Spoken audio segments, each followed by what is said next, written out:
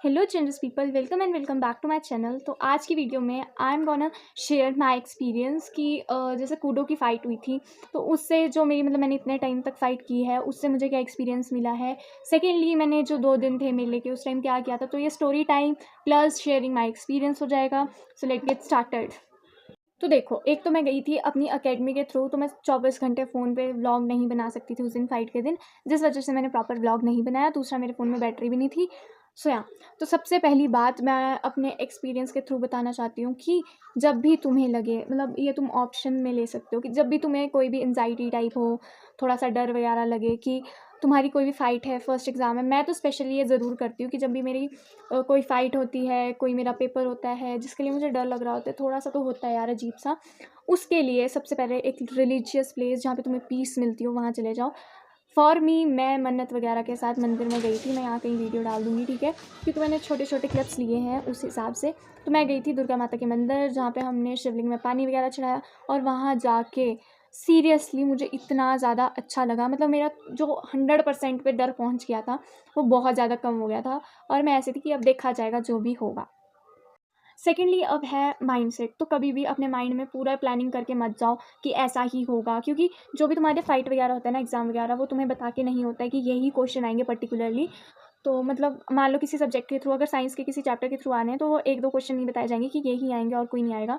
उसी टाइप में होती है हमारी फ़ाइट, जिसमें हमें नहीं बताया जाता कि यही पर्टिकुलर इंसान तुमसे लड़ रहा है। पर मैंने ये गलती किया है। मैं तुम्हें पिछले साल का भी एग्ज़ाम्पल देती हूँ और इस साल का भी। पिछले साल मैंने एक मेरी क्लासमेट थी, ठीक है? हमारी जो कूडो की अकेडमी है यहाँ पे, उसकी क्लासेस 3 जगह लगती है, ठीक है? हॉल में जहाँ मैं जाती हूँ, जिम और चेस्टरटन। अब मैं उस टाइम सिर्फ जानती थी हॉल वाले बच्चों को, जिम वालों को भी मैं थोड़ा बहुत जानती थी, और रही बात चेस्टर हिल वालों को, उनको मैं बिल्कुल भी नहीं जानती थी, ठीक है? तो अब मेरे हिसाब से मेरी कैटेगरी में थी सिर्फ मेरी क्लासमेट, क्योंकि मैं हॉल में रहती थी, तो हॉल में वो सीखती थी, तो मुझे लगा मेरी कैटेगरी में वही है, क्योंकि एक तो मैं वेट के थ्रू बहुत पतली थी, ठीक है? तो मैंने इतना एक्सपेक्ट नहीं किया था, और जो मुझे लड़की मिली थी, वो अनएक्सपेक्टेड थी, क्योंकि देखने में मेरी जितनी पतली नहीं लगती, ठीक है? तो मैं पूरा माइंड सेट करके गई थी। पिछले साल की मेरी फ़ाइट तो मेरी क्लासमेट के साथ होनी है, उसका एक्सपीरियंस भी मेरे से कम है, वो आई भी मेरे बाद है, उसने मेरी जितनी फ़ाइट्स भी नहीं लड़ी है, तो मैं ही जीतूँगी ऑब्वियसली। तो मैंने पूरा ओवर कॉन्फिडेंट हो गई थी, और प्लस माइंड सेट बना लिया था, और जिस वजह से मैं हारी थी उस टाइम, ठीक है? मेरे को ब्राउन्स आया था, क्योंकि मुझे मिल गई थी अनएक्सपेक्टेड लड़की, जिम वाली, ठीक है? ना मैं उसे जानती थी, मतलब जानती इन द सेंस, ना मुझे उसकी टेक्निक्स पता थी। सेकेंडली, उसका एक्सपीरियंस भी मेरे से ज़्यादा था, एंड मतलब वो मेरे से बहुत अच्छी थी फाइट्स वगैरह में। उस टाइम पे भी उसकी प्रैक्टिस मेरे से बहुत अच्छी थी। एंड इस साल भी मैंने यही सोचा कि मेरा वेट कम है। इस बार मेरी जो क्लासमेट थी, वो भी नहीं खेल रही थी। तो मेरे हिसाब से मेरी कैटेगरी में सिर्फ़ एक लड़की है, वो है जिम वाली लड़की, जिससे मेरी पिछले साल फाइट हुई है।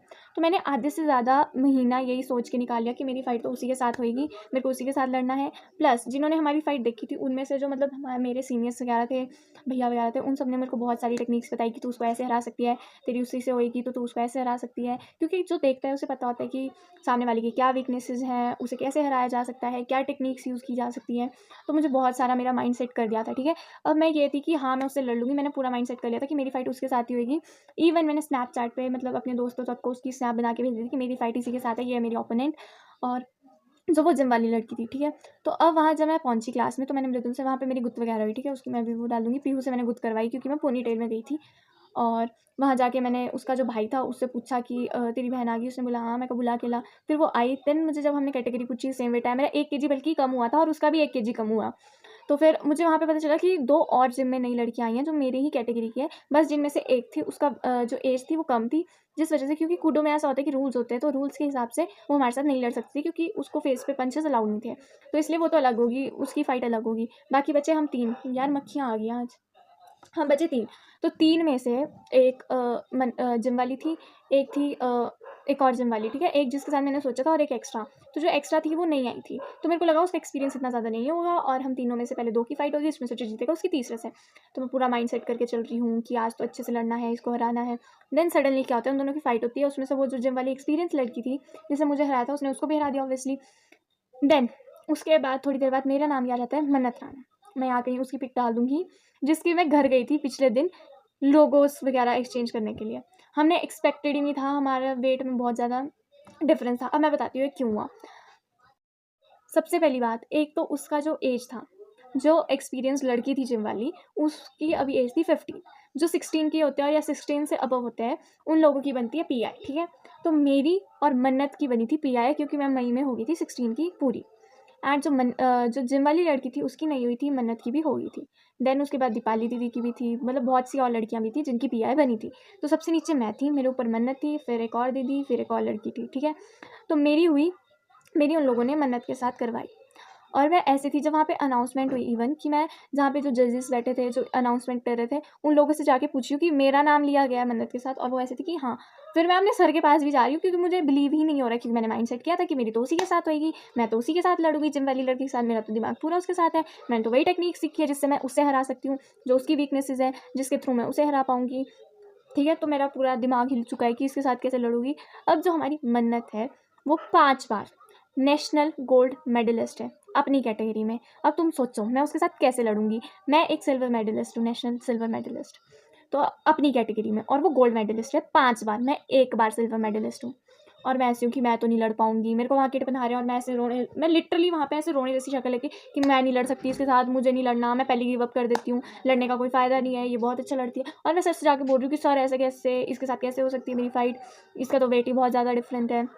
सर कर रहे हैं, जो सबसे टॉप पे लड़की थी जिसका वेट कुछ एक्स्ट्रा ही था, कि मैं तेरी उसके साथ करवा दूँ, और मैं ऐसी थी नहीं नहीं उसके साथ तो कौन नहीं लड़ेगा, कि वो तो और भी एक्सट्रीम है। तो सर कर रहे हैं कि लड़ ले, अगर तेरी फाइट अच्छी हो क्या पता तुझे गोल्ड मिल जाए। और मैं ऐसी हूँ कि चलो अब अपना 100% देते हैं, अगर मैंने अच्छे से लड़ी तो क्या पता मुझे गोल्ड दिया जाए। एंड उसके बाद हमारी फाइट स्टार्ट हुई। मैं यहाँ कहीं वीडियो डालूंगी, छोटी सी क्लिप है जिसमें हम ग्रैपलिंग कर रहे हैं फर्स्ट राउंड।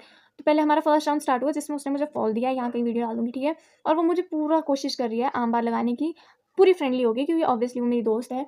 तो वो मेरे पूरी कोशिश कर रही है, और मैंने थोड़ा सा पाँव को अपने वहाँ पे उसको चोक वगैरह के लिए एडजस्ट कर लिया कि बहन मैं तो इतनी जल्दी नहीं हार सकती, मुझे अपना 100% देना है। तो वो राउंड ऐसी ग्रैपलिंग का खत्म होता है। देन थोड़ी सी स्टैंडिंग फाइट स्टार्ट होती है। तो वो 2-3 किक एक ही जगह मेरे मारती है, मौशे गिरी इन द सेंस कि वो ऐसे किक मारती है मेरे 2 बार यहाँ पे रिब्स पे। और मैं ऐसे समझ गई थी कि मैं इससे ऐसे नहीं जीत सकती हूँ। देन उसके बाद मैं उसे गिरा रही हूँ कि चलो मैं ही गिरा देती हूँ। एंड जब मैंने दूसरी बार उसको गिराया, मेरी सांस ऐसे अटक चुकी थी ना भाई जी, जब उसने किक्स मारी थी। तो मैं ऐसे समझ गई थी कि मैं इसको स्टैंडिंग में तो नहीं हरा सकती है, बहुत ज़्यादा डोमिनेट कर रही है। फिर मैंने इसको नीचे गिराया, वापस वो आम बार वाला सीन आ गया, वापस हमने थोड़ा स्ट्रगल किया। देन ऑलमोस्ट 2 मिनट हो गए थे जब वो खत्म हुआ। उसे वैसे तो वो जीती थी, मतलब जीती इन द सेंस कि ऐसे तो उसका पॉइंट बना था क्योंकि उसने मेरे को फॉल दिया था। एंड दूसरी बार आम बार, एंड में जाते जाते मेरे यहाँ पे स्ट्रेच पड़ गया था बहुत ही अंदर, 3-4 दिन तक यहाँ पे गर्म पट्टी लगी थी, अभी तक कंधे में दर्द है, ठीक है। तो मैंने जितना मेरे से स्ट्रगल होता है मैंने किया। एंड में जाके तुम्हारी खुद की ह्यूमन बॉडी होती है, तुम्हें पता होता है कि तुम्हारा कब जैसे, तो मैंने अपनी ईगो छोड़ी, अपना सारा कुछ छोड़ा कि सबसे पहले अपने आप बाजू को बचाते, और मैंने टैप किया, इतनी जोर का टैप किया, उसके बाद वो छूटा। और उसके बाद मैं बाहर गई और मेरे को आइस पैक वगैरह, बल्कि मन्नत एक बहुत अच्छी लड़की है, वो बहुत प्योर हार्टेड है। वो खुद आई, मान लो वो तुम्हारी ओपोनेंट है और वो जीत गई है, वो अपनी खुशी नहीं बना रही है, उसे पता चला है कि मेरी बाजू में लगी है, मतलब पता चल जाता है कि जो लगा रहा होता है और जिसको लग रहा होता है दोनों को पता चल जाता है, इवन कि जो देखता है उन्हें भी पता चल जाता है कि लगी है, ठीक है। तो वो अपना सारा किट वगैरह छोड़ के, मतलब किट वगैरह खोल के मुझे ले जा रही है बाहर आइस पैक वगैरह लगाने के लिए, क्योंकि उसे पता है। और वो बोल रही है तू ठीक है, तू ठीक है, और तू बार बार ग्राउंड पे क्यों जा रही थी, स्टैंडिंग फाइट लड़ते हैं हम, तेरी बाजू बच जाती है। और मैं ऐसी हूँ, मैं कर नहीं। और उस टाइम मुझे नहीं पता था कि मेरा कौन सा मेडल है, मैंने अपना 100% दिया है, इससे ज़्यादा मैं क्या। और उसके बाद मेरे पास सर आके बोल रहे कि तूने अच्छा लड़ा।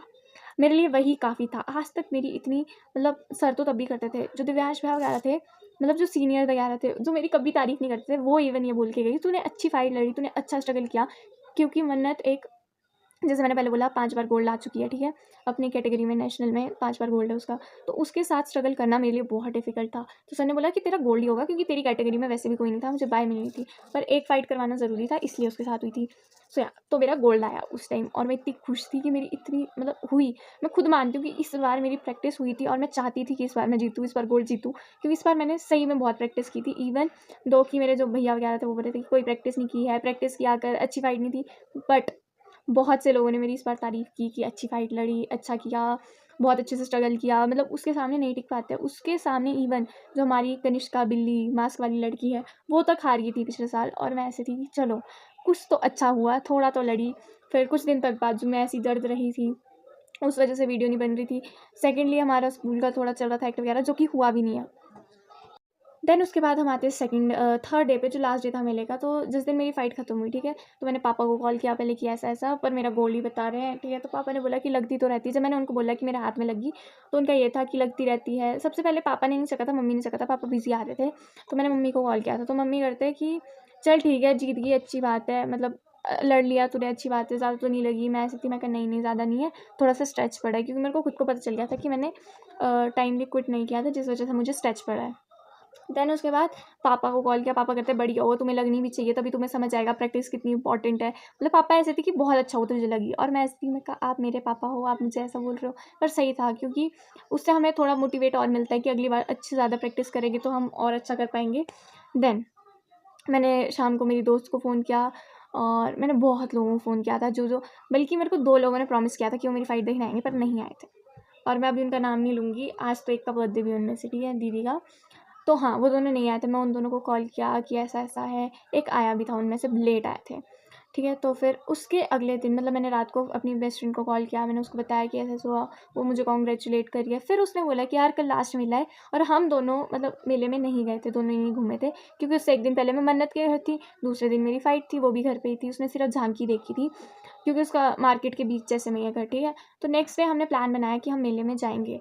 तो अब मैं बताती हूँ, उस दिन मैं पूरी तैयार वगैरह हुई, ठीक है, मैंने टी-शर्ट पहनी थी, मेरी दोस्त का कॉल आता है कि तू टी-शर्ट नहीं पहन रही है, मैंने सूट पहना है, तू भी सूट पहन रही है। मैं कहा बहन मेरे पास नहीं है, और मैं कौन-सा सूट पहनूँ? फिर वो ऐसी थी कि नहीं तू प्लाज़ो वाला सूट पहन रही है, जो ब्लू वाला बर्थडे वाले दिन पहना था। और मैं ऐसी थी क्योंकि मैं एक दिन पहले मेले के टाइम पे वहाँ से आई हूँ फ़ाइट के बाद, तो मुझे पता है कि कितना कीचड़ हो रहा है, कितनी भीड़ है, और मैं ऐसे हूँ, मैं कहा तू पागल है? उसके बाद भी मैं उसमें जा रही हूँ, चप्पलों को पहन के, मतलब फिसलने वाला पूरा सीन हो रखा है, ठीक है। और मैं जैसे ही डीसी ऑफ़िस पहुँची, मैंने उसको बोला, मैं कहा बहन वापस चलते हैं, मेरे से नहीं होगा, क्योंकि भाई इतनी ज़्यादा भीड़ थी। और हम ऊपर सर्कुलर रोड से गए हैं, मैं तुम्हें वीडियो दिखाऊंगी, ठीक है। ऊपर से ही हमने झूले वगैरह शूट किए, हमारा नहीं था इतनी हिम्मत कि हम ठोडो जाए, ठोडो में भाई इतनी भीड़ थी, मतलब उसमें एक इंसान की खड़े होने तक की जगह जगह नहीं थी, और मेरे को तो वैसे ही सांस नहीं आती, भीड़ देख के चक्कर आने लग जाते हैं। फिर मतलब जितनी भी मेन जगह है, मैं पहली बार जो गुरुद्वारा होता है वहाँ उसके साथ गई, वहाँ इतनी ज़्यादा से वहाँ पे मत्था टेका है, और मुझे वहाँ डर भी लग रहा है कि कोई टोक ना दे, कोई कुछ बोले ना, बट ऐसे कोई बोलता नहीं है, और किसी ने कुछ बोला भी नहीं, बल्कि अंकल वगैरह थे, उन्होंने बहुत वार्म वेलकम किया, जो वहाँ पे थे, जो काम वगैरह कर रहे थे वहाँ पे, जो वहाँ पे मतलब क्या कह सकते हैं, जो वहाँ पे क्या क्या बोलते हैं, सोशल वर्क बोल सकते हैं, जो वहाँ पे कर रहे थे वो सारे, मतलब ऐसे खुशी से उन्होंने वार्म वेलकम किया। वहाँ 2-3 दीदियाँ भी थी जो बैठी हुई थी, शायद पाठ पढ़ रही थी कुछ, तो वो कर रहे थे, ठीक है, मुझे इतना नहीं पता उनके बारे में। तो मैं वहाँ पहली बार गई, एंड सही में वो बहुत अच्छी जगह थी, ठीक है, बहुत शांति थी, बहुत सुंदर था। देन उसके बाद हम वहाँ से गए माल रोड वाली साइड से, और मैं बताऊँ मेले में कुछ अच्छा नहीं लगा, सिर्फ जानवी ने एक बैग लिया और मैंने एक क्लचर लिया था, और बैग्स के लिए हम पहले बाहर देखने लगे, और बाहर वाले बैग्स में इतनी धूल थी, जानवी करती चल चल यहाँ से बहुत गंदा है। तो वो शॉप वाले भैया बोलते हैं अंदर देख लो, जहाँ उसकी मैंने थोड़ी सी क्लिप भी बनाई है शायद, और मैंने भीड़ की है। सो यही था मेले का, that's for today's video, thanks for watching.